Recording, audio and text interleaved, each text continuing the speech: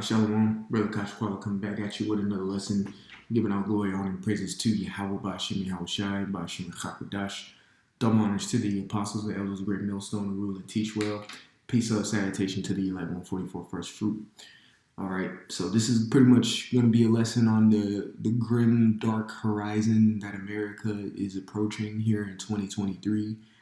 This article came out in November the 18th. Speaking about Carvana. Now, what Carvana is pretty much a delivery car service, or like it's almost like an online, not almost, it is like an online car dealership that delivers vehicles to owners. Me personally, I bought from Carvana before, and they delivered it right to my front door. That is their pitch, you could say. That's how they operate, and it was really quote unquote clutch when 2020 hit and people still needed to buy vehicles. They could just simply deliver it to them, so they don't have to walk into store and things of that nature. And a lot of other car dealerships and used car dealerships have been moving that direction. But it being one of the smaller, it's pretty big, but not the biggest. I think CarMax is the biggest used car dealership in America. And Carvana is experiencing an extreme hit when it comes to business. And as you can see, Carvana lays off 1,500 employees following stock free fall. And, of course, if you look at the stock, it is currently down in numbers each and every single day. I think yesterday it took a big hit, about between a 400 to 600 point drop yesterday. I mean, it's still, I will say it's still fairly high. The Dow Jones is at 33.5, which means 33,500, which is still the highest points that the stock has ever been. But we can definitely see it dip like it did in 2020 in March, when it dipped to about 15,000, from 30,000 to 15. We can definitely see that. And it looks like that's the time that we're coming in, a very grim future. Of course, late 2020, I want to say mid to late 2021, the mortgage industry, or the housing industry, was going crazy. Best rates that you would see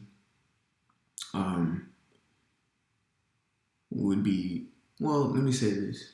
At the end of 2021, the rates were good. And then going into 2022, that's when the rates started hiking up to 5, 6, 7%. But as of recently, they've been going back down to about 4.55% as of recently. But still, you're going to see that explode. All right. It says top 10 companies that could continue layoffs in 2023. Now, we all know, we've seen that article. Matter of fact, let's try to look it up. What was that?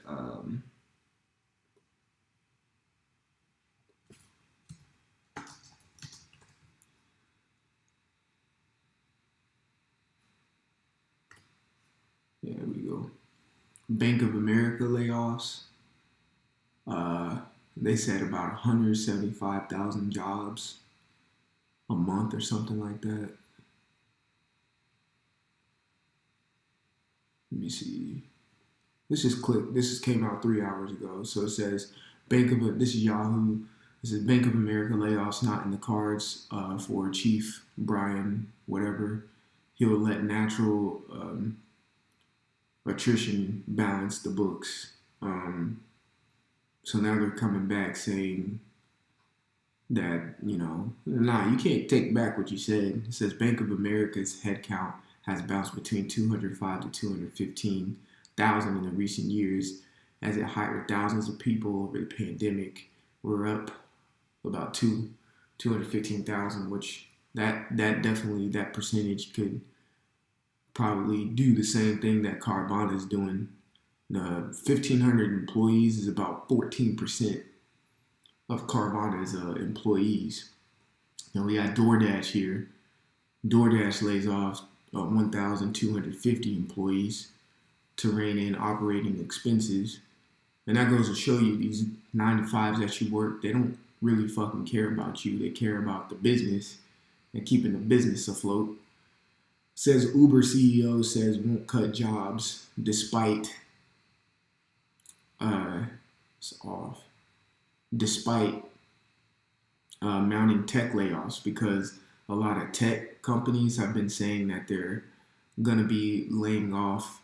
Like it says in this article, top 10 companies that could continue tech layoffs. Twitter, Apple, Snap, HCL Technology, Meta, Amazon. Now, Amazon has already cut 10,000 employees. So, Shopify, Microsoft, Netflix. And what are all these companies? These are consumer-based companies and companies that, that promote convenience, like Shopify, like Amazon, Slovakia. All right, like Amazon, like Netflix is a convenience to where you don't have to go to the movies, anything of that nature. Yes, Twitter is a convenience to where you can speak how you want to speak in the comfort of your own couch. Apple, of course, has been a convenience for years for people with technology and things of that nature. A lot of layoffs, so we see a grim future for America, all right? So CEO of Uber, which Uber and DoorDash and Carvana are consumer-based, but also convenient-based companies. Uber already laid off 6,000 employees in 2020 to cut costs, and the 6,000 was about 14 to 15% of their workforce. This is Ecclesiastes 12:4, of course. And the door shall be shut in the streets when the sound of grinding is low, so there's going to be no work. Okay. It says, and he shall rise up at the voice of the bird, and all the daughters of music shall be brought low. So pretty much, look, there ain't going to be no work out here because they're doing layoffs. And you notice most of the layoffs and most of the companies that are taking are convenience-based companies. So that's ushering in what? Revelation 13:16. It says, he causeth all, both small and great, rich and poor, free and bond, to receive a mark in their right hand or in their foreheads, and that no man might buy or sell, save he that had the mark or the name of the beast or the number of his name. So pretty much, what is that? That is the RFID chip that is to come out so you can keep your conveniences. If you see what I'm saying there. They're purposely taking these DoorDashes, Shopify, Instacart, Carvana. People are losing their jobs, okay? People are losing their jobs. And if you have a job right now, save your money, pay off as best as you can, of course. And I know there's debts. We may be in a lot of debt. But if you have credit cards, work on paying off your credit cards. Get your credit straight, because you can obtain a lot of, you can open a lot of doors with decent credit. This is my advice to you, Aki. All right? This is my advice. You having good credit can help the body. I'm going to say it just like that. You having credit cards paid off can help the body. All right? That can help the body, because we're coming into a time where, there's going to be a lot of expenses that we're going to have to take care of. Inconvenience, and some of us may lose jobs, especially when the persecution comes. People's bank accounts are going to get froze. Hey, take out money from your bank and set it aside, the physical cash. If you have the means to do it, try to buy actual silver coins. I think they're called like troy ounces or something like that, but just buy actual silver. Find things in your home that have value. Let me say this too. If you actually have like quarters, dimes, nickels, pennies, look into selling those pennies and dimes. Just take a gander at them, take a look at them because they could be worth money. I've seen some pennies that go for $300. You're selling 1 cent for $300 because of how unique that penny may be. So go through your little storage of coins if you have coins. You know what I'm saying? But yeah, pay off those credit cards. Get your credit straight. Um, if you don't have a lot of debt, as in like car notes and insurance and mortgage to pay, things of that nature. If you're I'm gonna say it straight, if you're a young buck and just has a regular job and only has to pay your phone bill, man, pocket 60% of your check. Of course, pay your tithes and things, but pocket 60% of your check and just have a lump sum of cash. All right. Matter of fact, the Spirit's bringing me to the Book of Acts. I want to say it's Acts 3. Let's see. No, it's not. Hold on, Acts 2.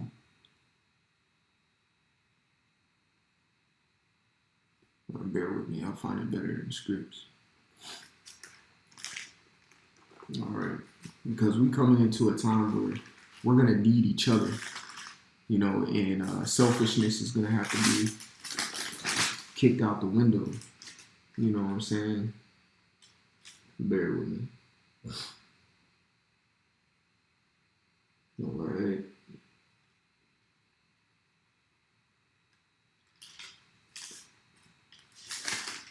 Salaki. Let's try to find it here. Oh, it's over here. I'm having a brain fart. Salaki, Aki.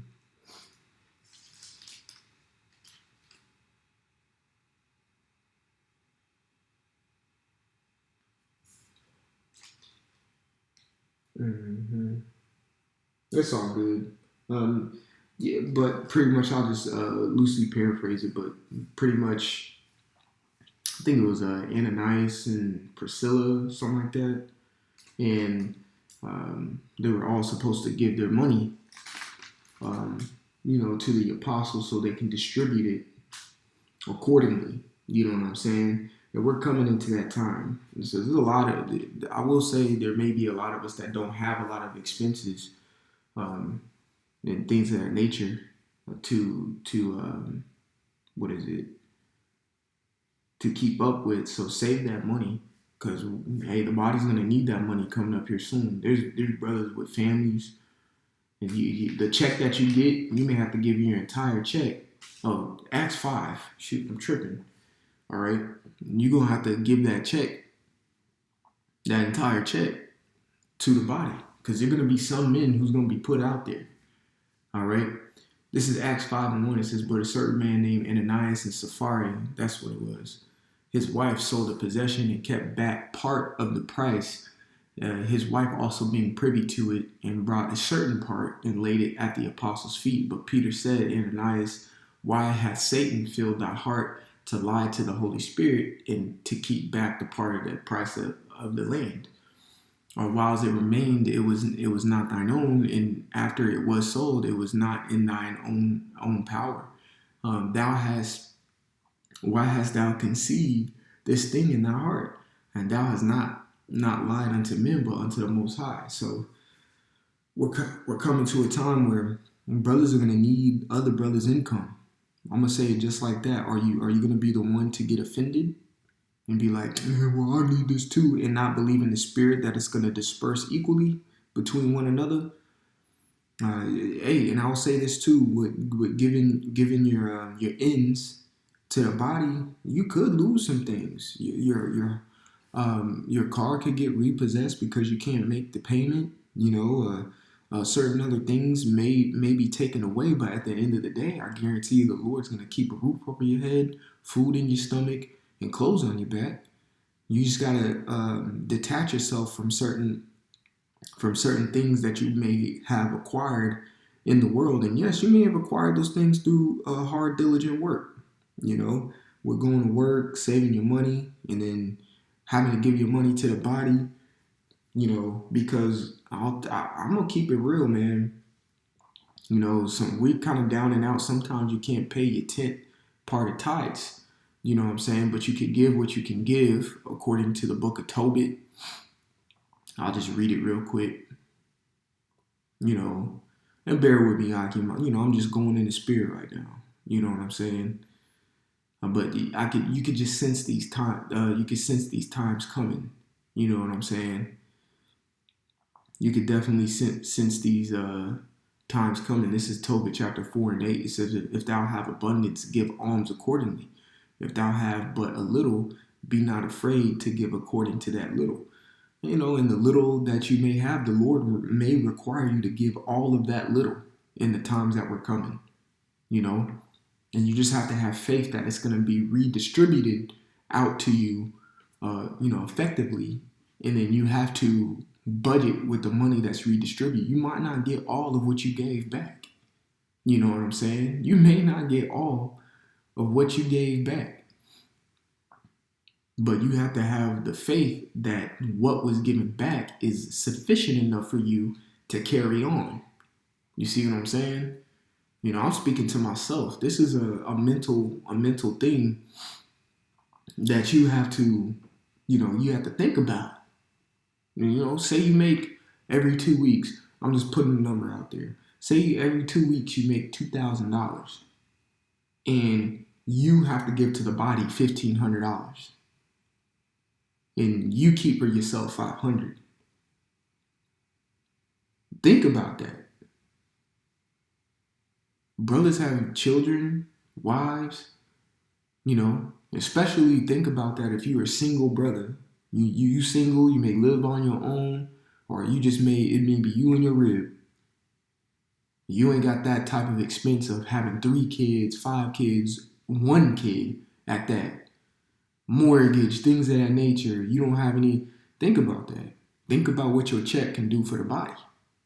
You know, this is Ecclesiastes 12 and 2. It says, "Do good to the godly man, and thou shalt find a recompense, and if not from him, yet from the Most High." So think about that. Brothers are going to get laid off. Shit, it happened in 2020. Brothers got laid off. It's going to happen worse in 2023. Think about these things.